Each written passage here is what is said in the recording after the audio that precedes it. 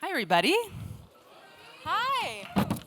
I'm Katie Cassetta, Associate Director here on the Aspen Ideas Festival team. It's an absolute delight to introduce you to two very special people. We might be in the mountains, but tonight we're talking about our ocean. Paul Nicklen and Cristina Mittermeier are renowned photographers, marine biologists, and co-founders of Sea Legacy, an organization that fiercely advocates for our ocean, our planet's most abundant provider, but one that we are pushing toward a brink. They're here from Vancouver, near where they live on Vancouver Island. Any Canadians in the audience? Okay, a few. You'll understand soon that they are powerful visual storytellers who are proving that sometimes you can defend an ocean with just a camera lens. The two of them will speak first, and then sit down with an important friend of theirs and an important friend of the festival's, the one and only Katie Couric. So please join me in welcoming to the Aspen Ideas stage for the first time, Christina and Paul. Well, thank you, everyone, for having us. And in case it needs to be clarified, I'm Christina Mittermeier. I'm Paul Nicklen. And we flew in from Canada yesterday. It's a long, long flight, and we were very excited. We're a little flat and a little blue tonight. For the Canadians who understand that Edmonton Oilers lost the Stanley Cup last night to Florida, so it hit us hard. But we're going to push through.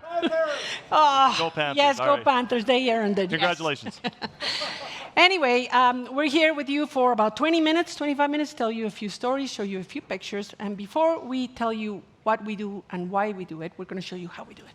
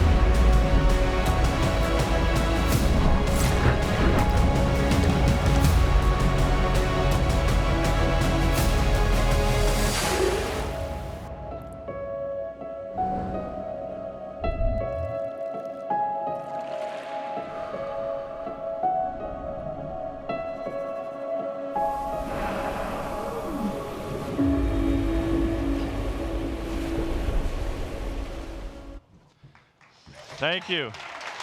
All right, everybody's relaxed and in the mood. Before we start our 25-minute presentation, we have to have a quick disclaimer, and that is that we know Katie Couric is one of the great unbiased journalists of this century, but we know her well, and we know John extremely well. I sort of said for a joke one day, hey, do you guys ever want to come on our boat? And they said, we'd love to. So when they agreed to come into little airport of Laredo, Mexico, we sent a van. We thought we were going to be bringing in their entourage and their security detail, and we brought another bus for all their luggage. We quietly parked all those vehicles, and Katie and John got off with one little rollerboard, and it was just the two of them. And they got on board our boat and turned out to be the coolest guests we've ever had. Where was that? The best. The best. And John did most of the driving of the boat, some of the drone flying, and Katie made most of the meals, and we laughed and we talked about conservation. So it's going to be a real privilege tonight to share the stage. Come back anytime. You guys are the only guests that we're welcoming back anytime. So just to get us a bit of history and a bit of context, My story began when I was 4. My journey really as a photographer, as a journalist who specializes in the most inhospitable and coldest parts of the planet, began when I was 4 years old, when my family moved from southern Saskatchewan all the way up to Baffin Island, where we lived in an Inuit community of 190 Inuit people. We never had a radio, we never had television, we never even had a telephone. You would phone out once a year. Our groceries got delivered to the shores of this community once a year. But what it really taught me was 2 things: how to be tough, how to freeze, how to survive in such a cold environment, and also develop the right creative part of my brain by learning from the Inuit with their visual storytelling through the soapstone carving and lithograph paintings. And I don't know what your family camping trips look like, but this is us camping on a beautiful spring day. It's -30. We're out on the sea ice. Those huskies at the bottom of the frame are the early warning system for polar bears when they come into camp. But I knew I was going to do something someday that had to do with protecting the Arctic, and the obvious job seemed to go off and become a scientist, to work as a biologist working on species like polar bears. Here my friend Mitch is trying to dart it. I've been assigned to the bitey end of the bear to distract it while he tried to give it a hand injection. And I learned very quickly that we were failing with science. Science was important, but it was often overridden by politics. And so I just thought, if I could just get a job with a little-known magazine like National Geographic, then I could spend the rest of my life translating what the scientists are telling us. And I knew that I would spend the rest of my life giving a face and a voice to the species that are being most threatened by changing polar regions, both the Arctic and Antarctica. But it was an amazing adventure to spend 3 years, for example, living on the sea ice every summer for 3 months at a time, just to have one good day of photographing narwhals. I crashed 2 airplanes in this journey. I dislocated my shoulder on this day and had to be sent out of the project. But as they were trying to reset my shoulder and I was wincing in pain, all I could do was remember all of the tusks and the ivory and the narwhals that we were able to photograph that ended up making it into National Geographic magazine. And we actually changed the laws on the export of ivory from the Canadian North with that story. And thank you very much. So this is me in my office. This is where I get to go to work. And the only skill that I have that really separates me from all my peers, that makes me better than most of my friends, is that I'm really good at being frozen and miserable. It's really the only skill that I have. Over to you. Well, meanwhile, I grew up in Mexico City, and I come from a middle-class family. My parents were professionals. My dad was an accountant. My mom's a psychologist. And we didn't have camping trips at all. So I had these dreams of seeing animals. You would read these books, and my imagination would run wild. So I would beg my mom, please take me out to see animals. So here I am with all my siblings in Lake Xochimilco, which is the most polluted lake probably in the world. But in my wild childhood imagination, there were manatees and dolphins in this lake. And so I went on to get a career in science as well. I became a biochemical engineer in northern Mexico, and I spent 4 years looking at the ocean through a microscope and starting to understand just the incredible power that the ocean has to keep us alive. But I had hope that in this university I was going to see whales or dolphins, and we never saw any. I really, for very selfish reasons, became a photographer just for the opportunity to spend time in nature with animals like this. This is a rain wolf. It only lives in the coast of British Columbia, just north of where we live. It's a distinct species from the timber wolf, and as special as it is, it's not protected. I love spending time with animals because they don't have an agenda. And when you grow up with the mean girls in high school, you just want to be with beautiful things that do not judge you back. But as I was learning to make pictures of animals, I was also learning that taking pictures of wildlife can be really hard. Because even though animals don't always want to have their picture taken, it's our job to photograph them in ways that make even the smallest of animals look majestic and important, because they are. All the species on planet Earth are the foundation that allows life to exist here. But what I really wanted to do was to be an underwater photographer. I wanted to take my passion back into the ocean. And this is dangerous, and it's expensive, and it takes a lot of equipment. So how do you do it?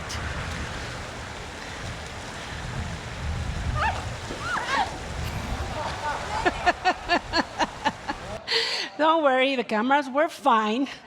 Of course not. But just to have an opportunity to take a photograph like this. This is a leatherback sea turtle, and we photographed it off the coast of Portugal in the Azores. The water was freezing, and I thought surely she was going to swim away when we got in the water. But she didn't. She just stayed there.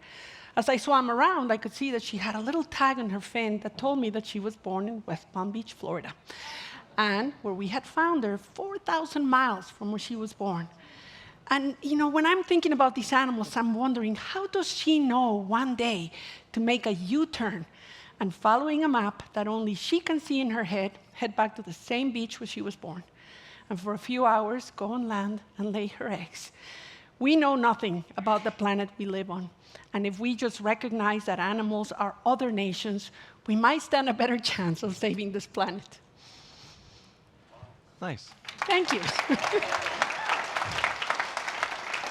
All of the work we do, and we're going to talk more about the conservation work we do with Katie, but we want to just give you an introduction. But all of the work that we do is at the intersection of art, science, and conservation. It needs to be a beautiful, powerful, evocative image that you can hang on your wall that can live there forever. It needs to be able to talk about the conservation issues, but it needs to be based on science, in fact, if you are going to have that honest conservation. So I was sitting in Svalbard. It was a very bad ice year. I'd been there for 25 days. There was a blizzard going on outside, just a big whiteout, and I'm just waiting for the weather to get better. And I looked up in this window, and we're in this cabin that's half the size of the stage. It's 6 feet by 8 feet. And I look up in the window, and just a few inches from my face is this polar bear's face. So I did what you would do. I opened up the window, and I greeted her. And then I realized very quickly that she could fit through this window, and she kind of wanted to come into this little cabin, which there was no space for her. And so I had to entertain her. And then I realized that this was a very important storytelling moment. Because of the whiteout, her face was fully in shadow, so I thought, how do I get some light on her? So I lit that lamp, which I don't think had been lit since Amundsen had come through there. I just kept her busy. I kept talking to her, kept sort of not letting her in the cabin. Went to go out the back door to get my flashes on the sled, and she met me at the door. I couldn't get those. So the only thing I had was on my sleeping bag on the floor was my laptop.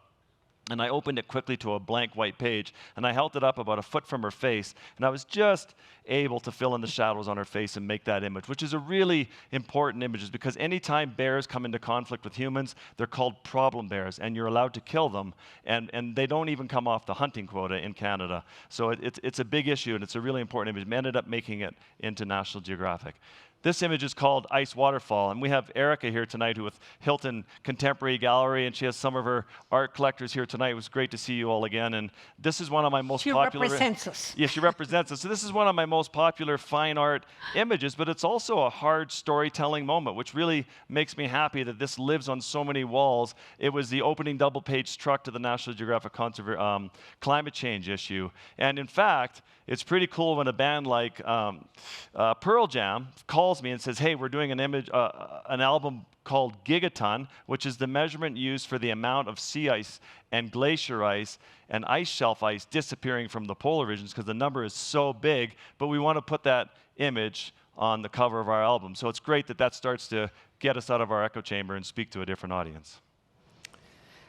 And I just want to quickly acknowledge that Paul grew up with the Inuit people in northern Canada. I grew up very close to indigenous communities in Mexico. And a long time in my career, I spent photographing indigenous people all over the world. I'm not going to talk a lot about it tonight, but just to say that they are the stewards of most of the biodiversity that's left on planet Earth. And they are the last people on this planet that still are connected to the operating system on planet Earth. And if we want to heal our planet and regain balance, we better start listening to what they're saying. Yes. So, although we're scientists, both of us, we're not going to get into science and data here with pictures, because they often don't create that emotional connection. But this is the most important data slide that I can show you. This is 800,000 years of data collected. I was in Antarctica photographing them, pulling out all the ice cores. So they're looking at carbon over 800,000 years. And you look at the natural cycle. Every 300,000 years there's a rise in the temperature, there's a decline in the temperature. And then you get into the last 300 years of time here, and that line goes off the chart like a hockey stick. And that's not going to change until we change our ways. So this is an incredibly important slide to remember.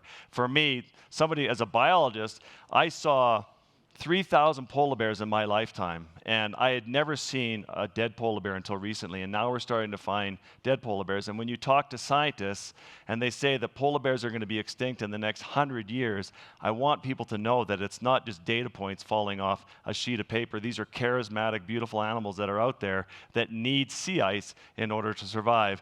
I'm not gonna show you this whole video because it's too depressing, but this is a starving polar bear video that we released several years ago, and it shocked the world. It's very, very hard to watch.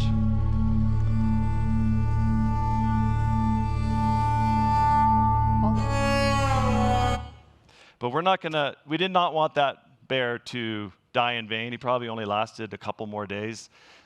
We told its story, released it to the world. That video got over 2 billion impressions, so a quarter of the planet apparently saw it. It's the most viral video in the history of National Geographic. It was Christina's photo of this situation was Time Magazine's top 10 images of the year, and over 300 major news networks put that out there. But we do this type of storytelling because we want to have a microphone. We want to talk about the issues. It's fine to take a good photograph. Nothing tastes better than a conservation win. And we just had our most recent win. Why don't you just mention it? Yes, we just came back from the Dominican Republic, where we were working with the government, creating a local campaign to expand the protections on the silverbanks, which has been a sanctuary for humpbacks for a long time, but which was not protected against fishermen. And it's a brand new expansion to protected areas. And our nonprofit, Sea Legacy, was asked to come up to Norway. In fact, we did a big feature story for National Geographic magazine about orca behavior, but then we were called back a couple of years later to actually help create an MPA to help keep oil drilling and seismic exploration out of this key little area in the Lofoten region to protect the orcas in this time of year when they need to feed. And we use spirit bears. We often use really beautiful, charismatic megafauna to drag people into the conversation. So, of course, we all love Star Wars and Ewoks. This just happens to be a black bear that carries a rare recessive gene that makes it pure white. Made it onto the cover of National Geographic magazine. Christina flew in with ABC News, NBC News, a team of photographers between that and National Geographic, and mostly working with our partners, led by the First Nations, we were able to protect this entire area from ship traffic. Thank you. Thank you. This is Majesty surfacing, a large grizzly bear that was when the Supreme Court judge in the Yukon talked about how we need to protect the Peel watershed from gold mining. He held up our article in National Geographic. Christina talked about the sea wolves. Well, in fact, we were able to get some donors to help us buy, for $1 million, we bought working with a bunch of organizations, we bought a whole hunting tenure. So now if a sport hunter wants to come and kill a wolf, they have to call us. They have to phone us for their license. And of course, you know what the answer is. We just helped protect 160,000 square kilometers in between South Sandwich Islands and South Georgia from the krill fishing industry. And we did the same in the Ross Sea. And you know, the penguins are obviously super excited about the win. But sometimes we do what we do because we just want to hang out with animals. And when I was in Antarctica doing a big story on leopard seals, I met this 1,000-pound female seal who decided that I was absolutely useless. I was going to starve to death. And for 4 days straight, she tried to force feed me penguins. Here she's first she started to give me live penguins, then she started to bring me dead penguins. And then at some point, she just sat there and stared at me with a dejected look on her face that I was an absolutely useless animal who was going to starve to death in her ocean. So yeah, we don't want to lie to you. We do have the best jobs in the world. And we get to spend most of our time, I think, in the most majestic ecosystem on planet Earth. So where's the hope in all of this? A couple of years ago, I was reading a scientific paper written by some of our favorite scientists, and they actually were describing a way that we can restore the health and abundance to the ocean in a single generation. And what they were saying is that we need to focus our efforts on what they call recovery wedges. And those are 6. We don't have a choice. We have to do them all, and we have to do them at the same time. We need more marine protected areas. Those are the national parks of the ocean. We need to protect more species, like sea turtles and whales. We need to stop the flow of pollution into the ocean. And it's not just fertilizers and sediments. It's plastics. It's all the stuff that we throw in. We need to rethink how we extract our protein from the sea. Industrial fishing, the way that we've been doing it for the last 100 years, is no longer viable. We cannot go out into the ocean and industrially hunt wildlife. We also have to restore the habitats that have been destroyed, like coral reefs and mangroves. Finally, my favorite is we have to stop thinking about the ocean as a victim. It's not. It's a huge part of the solution to climate. And we added a seventh wedge, and that is we have to do all of this in a framework of equity and justice for coastal communities. And so why? Why do this work at all? Well, the ocean is the largest and the most important ecosystem on planet Earth. Over 71%. If a spaceship came from another galaxy, they would see our little bubble and they would say, oh, there's an ocean planet, and these are ocean creatures. We're very arrogant terrestrial animals, and so we don't recognize this. But when you go to the beach and you get tumbled by a wave and you have a big gulp of water, you're not just swallowing water, you're swallowing a rich broth of billions of microorganisms, little algae, little larvae. Those are the plankton that produce 50% of the oxygen that our planet needs. And when they grow up, they look sometimes like creatures like this. And even the bigger animals, we're just learning the role that wildlife plays in the carbon cycle. When we talk about carbon, we just think about chimneys and we think about cars. But animals, of course, everything is made out of carbon. When a big whale like this goes down deep into the ocean, maybe a mile, and it feeds on rich krill or plankton down there, well, when it comes back up to the surface, it poops. And that poop is fertilizer for more plankton. So it's like a gardening. And of course, things are not well. Like Paul said, the Arctic and the Antarctic are warming 4 times faster than anywhere else. In Antarctica, we used to see snow, now we see rain. And we just came back from Australia. You want to tell people what we saw? Yeah, we were just asked to come and film in the Great Barrier Reef. We heard there was a bleaching event. It was a 90% bleaching event. 90%. It was the 4th mass bleaching event in recorded history. The first one was in 1980. We just hit our 4th, and it was by far the worst. They're expecting 50% of the Great Barrier Reef, the largest coral reef ecosystem in the world, to be dead in the next year. So just to put this in context, coral bleaching had never even been recorded when we were in university, and now it's happening every year. When I say 90% of the largest coral reef ecosystem on planet Earth, you can see it from space. And the news barely blinks, So I want to say thank you, Katie, for allowing us to publish this in your newsletter, because the world needs to know. So our job is to make beautiful photographs to keep the ocean front and center in every conversation, to put it in the news at every chance we have. And when people ask us, what can I do today? Well, let me tell you, the biggest problem that the ocean has is apathy, really. Have you ever heard of the Sustainable Development Goals? Of the 17 Sustainable Development Goals, number 14, the one that deals with the ocean, is the most underfunded. Americans, we, are the most philanthropic people on planet Earth. Collectively, we donate over $480 billion a year to charity. But where that money goes is really telling. So some of it goes to religion, some of it goes to health, education, arts. All of these are incredibly important things. But when you see how much goes to the environment, you start realizing that the foundation of life on Earth doesn't have the funding it needs. And only a tiny drop of that goes into the ocean. So I say to people, of course, keep donating to all of the things you care about. But if we want to live on this planet for the future, let's also look at our portfolio of charity. And in the next 10 years, let's just overbuy it for the environment. I don't care which organization, just give handsomely to organizations out there.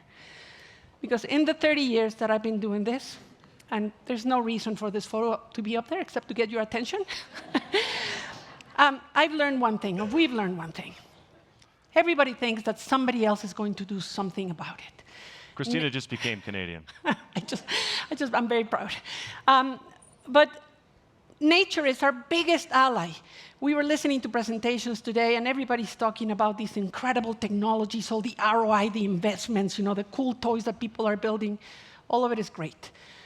This planet doesn't have a better ally than nature to help us tackle the climate crisis. And we need to keep it alive. So now that I'm Canadian, I came up with an acronym. I call it SELFIE. And it stands for someone else is likely fixing it, eh? And it's just to remind us, nobody else is coming to save us. We're going to have to save ourselves. It's going to take all of us. So with that, Please, Katie, let's chat. We want to invite Katie to come up and help us peel the onion. Nice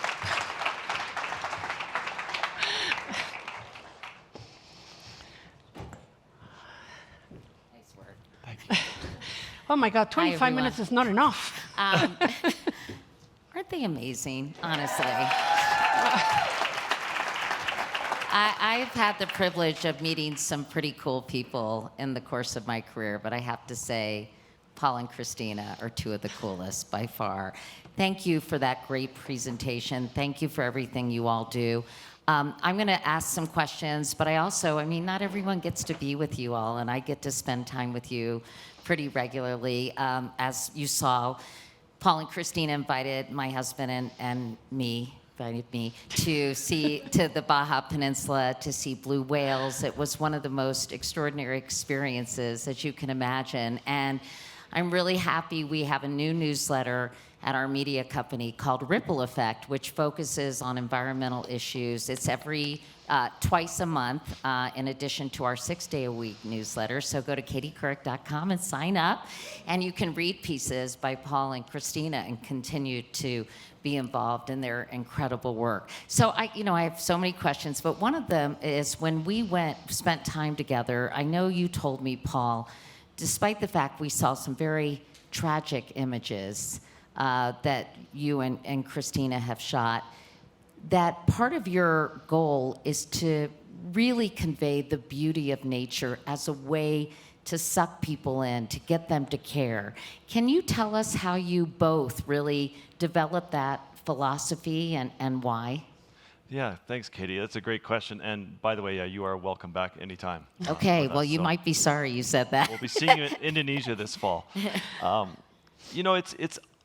I am in love with nature. I am in love with animals. I have been all my life. And if we really, and then I've gone on this journey of being a scientist, collecting the data and just watching how it wasn't effective. And I thought, what is it going to take? And it took these really sort of intimate, emotional, powerful, evocative images where, I think it was the late Bob Kappa who said, if your pictures aren't good enough, you're not close enough.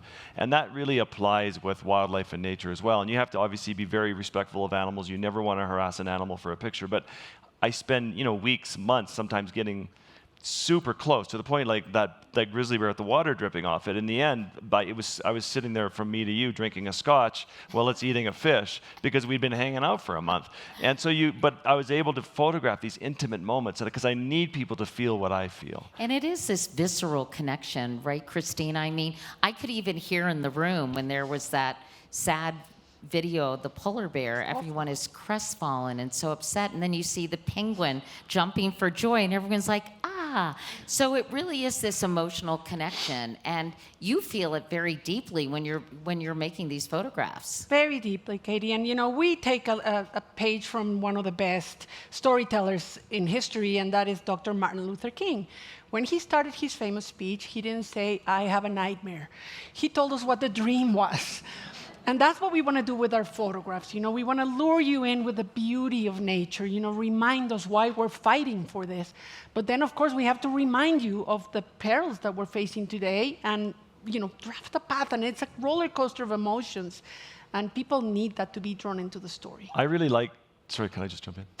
Sorry? Can I jump in? He's Canadian. Yeah. He apologizes a lot. Yeah. Yes, please. I like to equate it to boxing, and that's when we're communicating with, especially like on social media, that I call it jab, jab, jab, punch. And the punch are the really dark, depressing, heavy issues that we need to talk to people about. But we need to earn their trust as an audience first. So we have to show you the beauty, the charismatic, the engaging, the interesting. And then once you've earned their trust and their respect and they're on a journey with you, and you need them to care about maybe signing a petition or getting involved in something, and then you can punch them with something really heavy and dark, but then they're like, okay, that hurt, but you have my trust, and then you take them on a journey again, and then you can hit them with another issue. So it really is, through trial and error of social media, that you just can't hit people dark, dark, dark because they all run away. And both Paul and Christina have incredible Instagram accounts. If you don't follow them, you definitely should. It's such a joy to see your work on a daily basis. You do so many different things. You attack so many different problems. I mean, it's a huge list of things. You travel all over the world addressing all kinds of things. And when you kind of stack them up, I'm just curious, do you see one issue more urgent than the other? Because there are so many, sadly. So we do follow that framework of the 6 wedges, and we try to tell stories on all of the wedges, and that's kind of how we measure, how we're doing. But we are a service organization. We're storytellers, we're communicators, we're reporters, so we don't create the change. We service about 150 other organizations. We tell their stories. We shine the spotlight on their front lines heroism because they're heroes. And without us, they would be invisible, Katie. So. You talk about the direct impact the ocean has on our health in general. And I wondered if you could elaborate a little bit on that. I mean, you talked briefly about it, Christina, about, the plankton. And Christina is obsessed with whale poop, by the way. Don't get her started on that. In a good way. But talk about sort of this connection that human life has to marine life. Yeah, I think as marine biologists, we study this in school. The first life that emerged on this planet came out of the ocean. And everything on this planet, will live or die if the ocean lives or dies. Because it generates it's a huge conveyor belt of currents, of precipitation. It moderates our weather, but it produces 50% of the oxygen we breathe, these phytoplankton. It's a miniature, microscopic, invisible rainforest in the ocean, and we've lost the equivalent of 4 Amazonian rainforests of these plankton. As the ocean gets warmer and becomes more acidic, we don't even see it. And as we lose the coral reefs, it's like having the biggest wildfire on the planet, but it's underwater. Yeah, talk about the impact of what's happening to the coral reefs, if you could, and sort of how much danger we're in. Obviously, you said that, 90% of the Great Barrier Reef. But over 50 countries reported severe bleaching this year. So why is that such an important issue? Just because it really is the canary in the coal mine, that as the oceans get warmer, animals that have been there for millions of years are not able to adjust quickly enough. So you think of 600 coral species, all of a sudden when we were at the Great Barrier Reef, normally it's around 24, 25, 26 degrees Celsius. What is that in Fahrenheit, like 70? But now the Barrier Reef was 35 degrees Celsius when we were there, which is, 100? And then all these animals can't adjust. The coral, which are living organisms, all just panic and they turn white, and sort of all the life that is on this on the coral reef dies, and then the coral reef, 50% of it's just going to turn to rubble. And this is home for 700 species of fish, for thousands of invertebrates. 25% of all biodiversity in the ocean is found in coral reefs. It's huge, and there's 2 species on this planet that are not very good at adjusting to temperature changes, and those are coral reefs and humans. So as the reefs go, So is it fixable? Is it reversible? What can be done to change the situation? I think the only solution we have is to tackle emissions as soon as possible. Tackle emissions. Carbon emissions. Yeah, Dr. Rav Shami, who is an economist with the World Economic Forum, was explaining to me that the problem that we have is a carbon problem. We have too much carbon in the atmosphere. Normally, it's buried underground as fossil fuels that are buried. And he was saying, we need to do 2 things. We need to close the tap and turn emissions off as soon as we can, or we're going to lose these ecosystems irreversibly. And the second thing we need to do is we need to drain the tub. And the best tool we have is ecosystems like oceans, mangroves, rainforests to draw down the carbon from the atmosphere again. We need nature. We need it to be alive, and we need to invest accordingly. What else do you think we need, Paul? I mean, obviously, there's so many other things that need to be addressed. We just need to factor in the environment, the planet. I mean, we think about money, love, sex, work, relationships, every 2 minutes all day long. And so often we don't factor in, like I have friends saying, we can't decide if we should build our 5th home. It's a big decision in the family. I'm like, well, if you factor in the planet, maybe you're not going to do it. Or we can't decide if we should stay home this year or fly everybody to the Maldives. I mean, well, if you factor in the planet, you're probably going to stay home. Like, if we can't decide if we're going to have our 7th kid, well, maybe you're not going to do that. So I think every time you obviously vote, pull out your visa, eat, shop, you have to start thinking about, is this good for the planet or not? How's your story storytelling had made an impact? I mean, is there a way to measure your stories, getting people to care, and getting people involved? It doesn't seem like from that chart, Christina, that you showed in terms of support for the environment, where it sits, on the pyramid or whatever you call it. But do you feel like that you're changing hearts and minds? Because if you don't feel that way, how do you keep doing what you're doing? No, I do feel we're making a lot of progress. I mean, 20 years ago, when we were working for National Geographic, we were not even allowed to talk about climate change because it might offend a portion of the people that were listening to us. I think everybody's talking about it today, and that is huge already. I think understanding that this is not an option, this is not a choice. When we think about where we're making our donations, it's not that climate change is a new bucket that we have to donate to. Climate change is a hole in every other bucket of the things that we care. Nothing will be possible if we don't address climate change. And it can be a heavy lift, but if we do it together as a community, if we lean into optimism and hope and positivity, I think there's a lot of good things happening.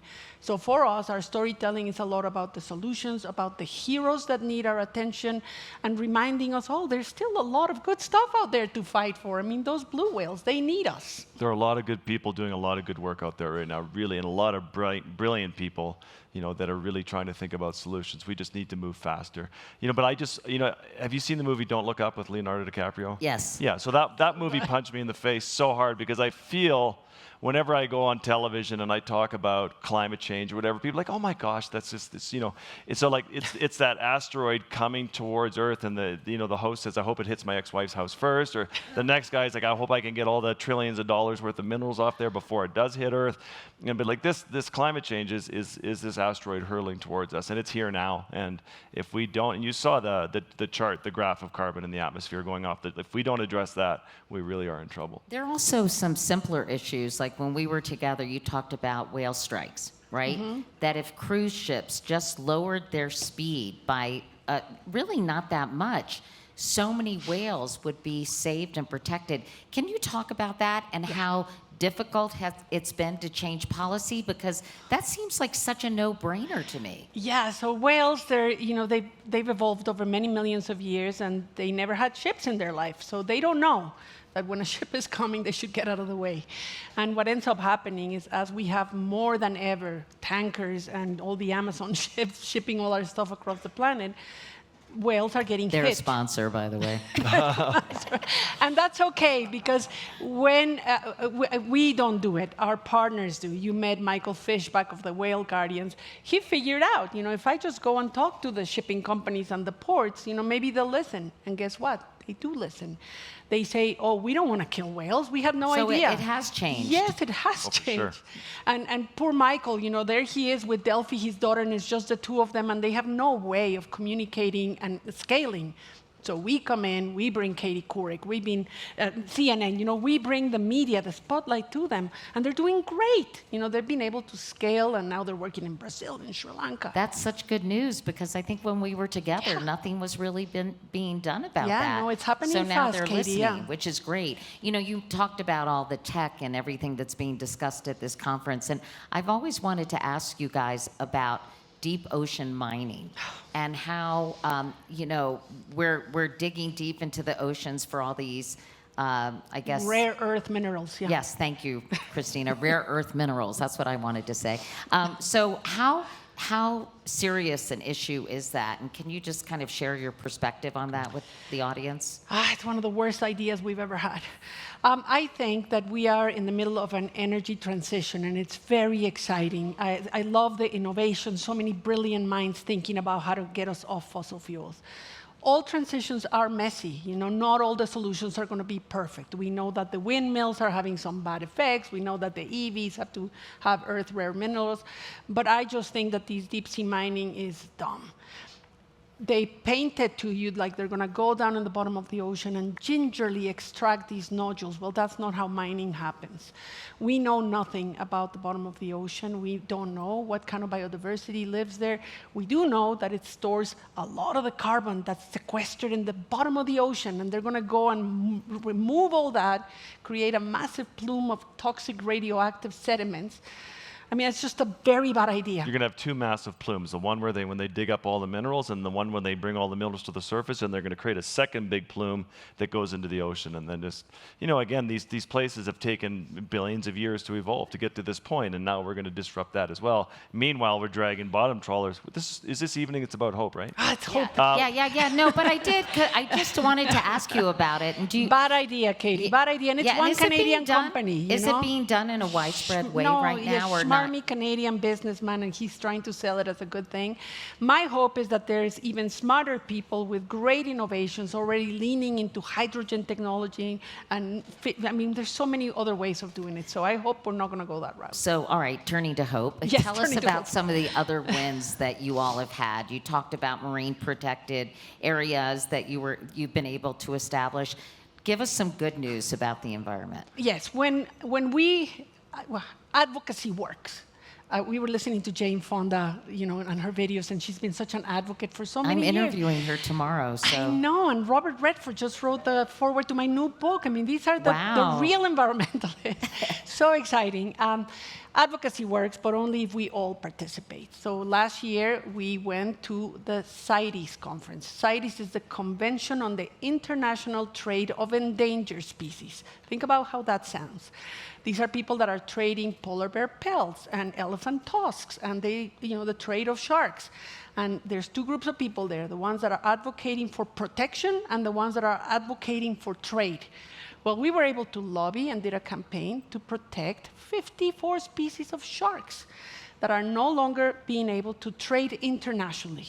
So, these are small wins, and they take a lot of time, but, we have to create the campaigns, advocate, lean on you, our followers, to help us, sign petitions, talk to your friends. We were just in New Zealand, and we were invited there to go film, and we were shocked when we got there that, you fly into New Zealand, and it's the most protected place in the world. You get the biosecurity checks are intense, and everything on land is protected. Well, you find out that it's a 93% ocean country, and guess what their marine protected areas are? Everyone's striving to get to 30 by 2030. Theirs is 0.38%, and that's mostly less than 0.5%. And that's mostly to protect underground sea cables and transmission cables. So it was shocking to see that. And then you go to these tiny little protected areas and to see how rich and beautiful it is. But then we met this group called the Young Ocean Explorers, and they're father and daughter. Steve Hathaway and Riley Hathaway, and they reach over 700,000 kids a year talking about ocean conservation, and they're making a difference. So we just arrived with Sea Legacy, the nonprofit, and we brought our boat there, and we filmed them, we did stories about them, and now every TV station is asking to talk about it, and now there's a lot of energy building. So the thing about conservation work is it's never fast and easy, and it's never quick. It's always a marathon. It's just when you're underfunded and understaffed, and there's not that many people doing it, you always feel a bit overwhelmed. Right. But nothing tastes better than having a conservation win. One last example, just because we were there. Please. So when we were in Baja, you met Mario Gomez. Yeah. And Mario has been working for years to create a biosphere reserve from Loreto Bay on the inside of Baja California down to Cabo, all the way out to Magdalena Bay. It looks like a sock. And they used to call it El Calcetín. So I said, no, let's call it Dos Mares, two seas. And, we've been working for a long time to get the political support, the fishermen, and it's not going to happen with this president. But Mexico, we just elected our first female president, Claudia Sheinbaum. That's awesome. And one of her first acts, even before she becomes president, is she's working with Mario and with people like me to create an ocean and coast strategy for Mexico. One of the first things she's going to do is declare Dos Mares. That's amazing. So Gotta exciting. have women to get things done, right, Christina? Oh my God, Katie for president. I agree with that. I agree. I because it's so thrilling to have Paul and Christina here. Does anyone want to ask them a question? I think, do we have mics in the back? And I'm happy to give up my mic. And maybe some lights in the house. Can we do that? Keelan, thank you. You know how to do it all. Okay, perfect. Oh, great. Wow, there's people here. Anyway, yeah, please. Who has a question? This gentleman right here in the dark hair and the Oxford cloth shirt. Nice shirt. Thank you. She's into fashion. Thank you, Paul and Christina. My name is Camilo. I'm from Sanibel Island, Florida, and I work in conservation in the Turks and Caicos Islands. And one thing I've become aware of, you talked about what's going on at the Great Barrier Reef, And this past, a year ago, we experienced a 98% die-off of natural colonies, of corals in TCI. And despite this, I'm also from Southwest Florida, and the Miccosukee tribe lives in the Big Cypress National Preserve. And there's, among indigenous people, there's a lot of skepticism towards the conservation movement as an agenda of, a post-colonial dialogue and a Western idea. And long story short, I'm wondering, how do we overcome that when I'm working with TCI Islanders and I'm trying to tell them that responsible development is the way to go. And they're skeptical because they think it's just a Western agenda. How do you overcome that? That's a great, great question. Christina? Well, it's not surprising, right? I mean, conservation has been really colonial. It was not so long ago that the government of Botswana actually had the Nama people removed from Kruger National Park, move them out. So we have to include indigenous people in the decision making, and it's never okay for us to just go and say, we think this is a better way. Canada is a great example of how this is working in a really important way, just giving the power to indigenous people to make their own decisions. What is it, Klemtu, the Kirasuhehes people, they just declared their first indigenous-led marine protected area. They recognize this is our breadbasket. If we don't protect it, it's going to be gone. The Canadian government refused to protect it. And so they said, we're not going to wait for the Canadian government anymore. We're going to do it. And then Canada had to hurry up and catch up. And we're seeing more and more of this indigenous-led. So if you can encourage them, to attend conferences, the World Wilderness Conference is coming up. Hundreds of indigenous leaders are going to come to talk about their initiatives, and it's a great way for that inter-indigenous dialogue that is more appropriate. It's a long, slow dance, but often it obviously comes back to, again, really sound science, but really powerful, beautiful visuals, and it needs to be presented to them gently. It's going to take a long time. We don't have a lot of time, and then it needs to become their idea, and then they need to run with it. Yeah, and back to Mexico, the campaign that we ran for Mario, we ran it in Spanish, and we ran it with the local fishermen because they were very skeptical. They're like, you're here to tell us we can't fish. And so it took many years of sitting down, dialogue, talking. I mean, it's long trudge. Good luck. There's a gentleman over here. Sorry to make you run around so much. What kind of shirt is that? I can't really see it. Looks like a denim style shirt. That's nice. With snaps, I Canadian believe. tuxedo. Hi, thank you so much for coming and sharing your visual imagery and sharing your experiences. I partner with nonprofit organizations, including an organization called Environment America, that is pushing back against the rush to deep sea mining. Thank you. And Thank you. The good news is that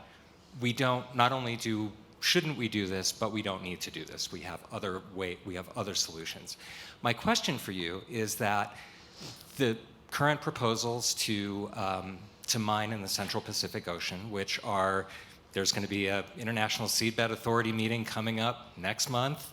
There's talk about how on Capitol Hill we can exploit these resources. One of the most inaccessible places on Earth, and as you mentioned, it's very difficult. We don't know everything that is down there. What we do know is that it's a rich and amazing place. Your imagery connects so much with people because we can see it. How do we convey to people the importance of an area of the ocean that is more mysterious to us than any other place on Earth? I think it's storytelling, right? I mean, we are very fascinated by the space, and I mean, I don't know if you've gotten your ticket from Elon, but I don't think most of us will ever go. And yet we have this incredible curiosity, fascination with a place we will never get to see. So storytelling is the way that we do it. Are there some places, though, that are so inaccessible that are really important to tell the story of, that you just can't, you simply can't do it? Well, James Cameron seems to get there. He got down to something like 26,000 feet. I mean, but again, you'd first have to show people, otherwise people just go into their mind. I think we don't want to hurt, we don't want to be sad, we don't want to be angry. So in our minds, we're like, well, it must just be all mud anyway, so it's fine. And then you can emotionally let that go. But to keep people honest and keep the story honest, you have to use the power of visual storytelling to show the absolute beauty, rawness, wildness of this place, what's at stake? We're working now in southern Australia where there's going to be a lot of seismic exploration for oil drilling. And so we were filming stories about the southern right whales and to show how they're going to be displaced if that happens. Nobody's allowed to dive with these animals. It was a very special permit that they gave us to get in the water with these whales. It just really comes down to a lot of funding. You got to go down there. You got to get the visuals. You have to show people what's going to get destroyed if it goes ahead. And then you got to work with groups like us that have access to 60 million people every day, and you got to pump that out to the world as much as you can, and we're here to help. In terms of the deep sea mining, just last one thought. I've heard that a lot of countries are now banning and putting in a moratorium, but the law of the sea is on our side. And if a few countries just sue the deep sea, what is it called, the Deep Bed Authority, those guys who are, of course, very corrupt already, maybe we have a chance. Anyway. Yes. The gentleman in the plaid shirt. Wearing an SDG pin. That's the Sustainable Development Goals that Christina referred to. Nice. SDG 14 is called Life Underwater. Mm-hmm. My favorite SDG is SDG 13, Climate Action. Mm-hmm. So I generally wear this because people ask, what is that? A rainbow? Yeah. Sort of. Are you gay? Yeah. Yeah. It's a conversation starter. In any case, there's something else you said. That wasn't the point of my raising hand. There's something else Christina said about advocacy, and it can't just be a handful of us being involved. My name is Greg Hamra, longtime participant here at the Aspen Ideas Festival, and I represent Citizens Climate Lobby. I'm the group leader of the Miami chapter. We like to call it the Ground Zero chapter. And what we like to say at CCL is, whether it's at CCL or outside of CCL, we need political will for a livable world. But politicians don't create political will. They respond to it, which is what she said. But it can't just be her and him and me and 12 more of us. It's got to be everybody.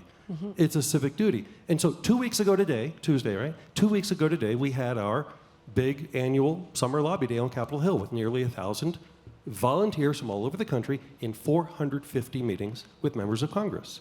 To talk about bold climate policy. Not to talk about, to ask lawmakers to get behind a couple of specific policies. Mm-hmm. And so I'm simply raising my hand, not with a question, but with an offer. Do anybody is interested in, exercising your civic duty and your democratic right to talk to your lawmakers? I can give you that opportunity. It's very empowering if you've never done it. I'm sure a lot of people in this room have done it at Aspen. But, you get education. We're known on the Hill. Let's do it. So we talk need to me this, at Citizens Climate Lobby. I'm here. It works. Great. It works. Yeah, thank you. The Minister of the Environment of Panama called us and said, I want to create this marine protected area, but I need the public support in order for the president to sign legislation. We did a little campaign. It wasn't that difficult. Panama now today has 54% of its waters protected. More water than land is protected. I mean, it's one guy, Do it. Exactly. And they do pay attention when they get calls from constituents. Yeah. People don't think it matters, but they really do pay attention. There's one more question. I think we have time for one more. Okay. Someone's pointing dramatically at somebody. Who? And Katie, we didn't even talk about plastics. Is that Bill? Oh, it's Bill Nelson. And he's wearing a blue shirt as well. Hello. So at NASA, we decided if you want to do something about mitigating what's going on, which the Earth is heating up, we've got to understand what the measures of it are. We have a couple of dozen spacecraft on orbit that are giving us very specific information. And so we decided to make that available real time. So you can either go to earth.gov and you can get this information real time, what the temperature is, what the fire hazards are, etc. The temperature of the oceans, the elevation of the oceans. Now we have a satellite up there that for the first time ever, you can measure the elevation of fresh water. the lakes, the rivers, the streams, the reservoirs. Earth.gov, or go to nasa.gov and go to the Earth Information Center.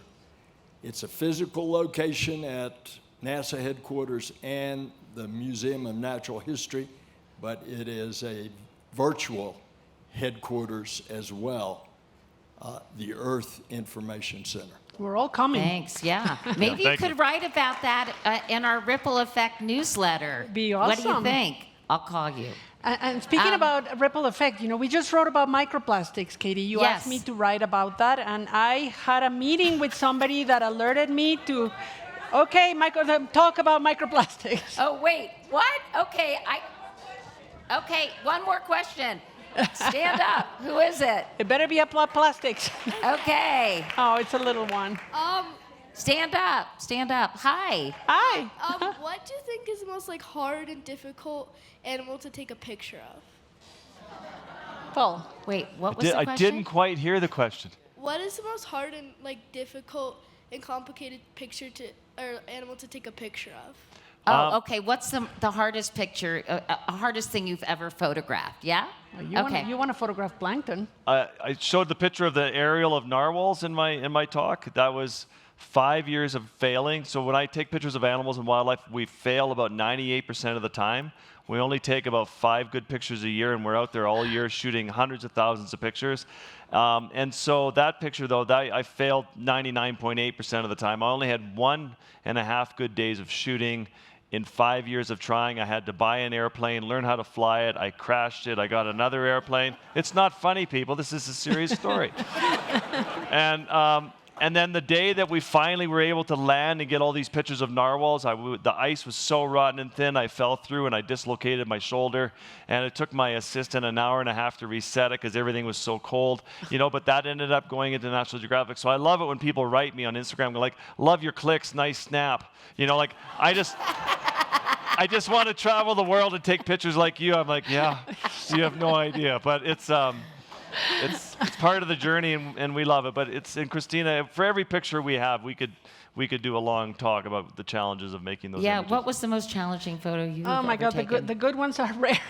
I think this story that we did with the southern right whales was really difficult because, first of all, it's in a place where there's a lot of great white sharks, so you have to be watching your back all the time.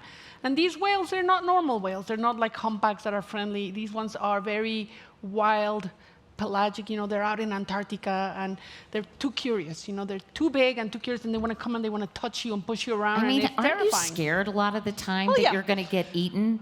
Not eaten by the whale, but just they're baleen whales, but they have those big callosities, those big barnacle communities on their heads, and we learned very quickly that they use those for ramming. And so they play with dolphins and stuff, but they see us inept creatures in the water. And I had this juvenile, which is still We have this 80,000 video, pounds Katie. and 40 feet long, decide I was free diving. I went down to 30 feet towards the bottom, and it just came up to me and just hit me so hard, and it's tried to shove me into the sand, and I'm trying to go up and get a breath of I air. have this on the drone, and I'm like, oh. We can't show the footage because it looks like harassment, although I tried to press charges against the whale for harassment. But because we were just sitting there, and he just came out of nowhere and for fun, and I think More he's- than once, they came in and touched us and pushed us around. And Christina had a mother come by and try and sort of hit her in the head with her tail, which is 30, Look, I 20, mean, 22 feet wide. It's the first time in our lives, the first time that we both went, it's time to get out of the water. Out. Yeah. Yeah, I mean, what you do is incredibly dangerous. It can be, yeah. And before we go, I mean, you both are so incredible and also charming and fun to be with and do such compelling work. I think a lot of people here would like to support what you do. So how can people support Sea Legacy? I ain't too proud to beg. I'm happy to kind of share Thank you, Katie. the information. No, Well, really. you've been a long-time wonderful supporter of ours as well. And And we have a website we think is beautiful. We invite you to come and visit sealegacy.org, and there's a portal to donate. And we have an amazing community of monthly donors that give as little as $5. Some of them give thousands of dollars, but they're the ones that keep us out there because their money comes with no chains, no shackles for us. They don't come and say, give us the KPIs. They just want us to be out there doing the work that we think is important. And I think what Christina said earlier was so important, that there are 5,000 ocean conservation groups in the United States alone. usually 1 or 2 people, all underfunded, can't do the work, can't pay themselves a salary, they can't get moving. And like that DeathNet video that we showed where, this conservation groups for 30 years tried to get these mile-long nets banned off the coast of Los Angeles that have a 9 off California that have a 9-to-1 bycatch ratio, killing sharks, turtles, dolphins, whales, and they called us in, and very quickly we were able to get it passed at the state level and then at the federal level to get those nets banned. The former Senator Feinstein, I mean, she was a hero. She was amazing. But we love it that whatever comes to us, we use to elevate the work of everyone else, and when the tide rises, all boats float. Well, Yeah, so support us. We would Yeah. love your support. Christina and Paul, thank you both so much. Thank you, Kate.